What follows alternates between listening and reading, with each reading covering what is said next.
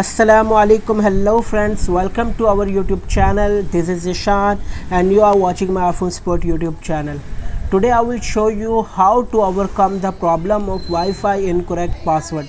Even the password is right, but it will be showing like Wi-Fi is incorrect. Okay, for that we first need to go to setting app. In setting app, scroll down to find privacy option.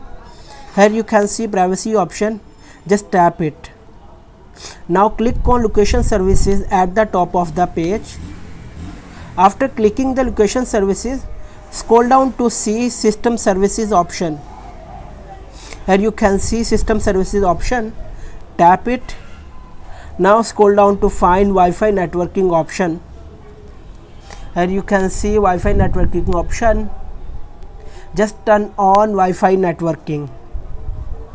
Now go back to setting page and then scroll up to find mobile data option. Tap it. After clicking the mobile data option, scroll down to see Wi-Fi assist. That is Wi-Fi assist option. Just turn it off this option. After turning it off, we need to reboot the system. Just reboot the system and your problem will be solved. Thanks for watching. If you like this video, then please subscribe to our channel for more latest videos.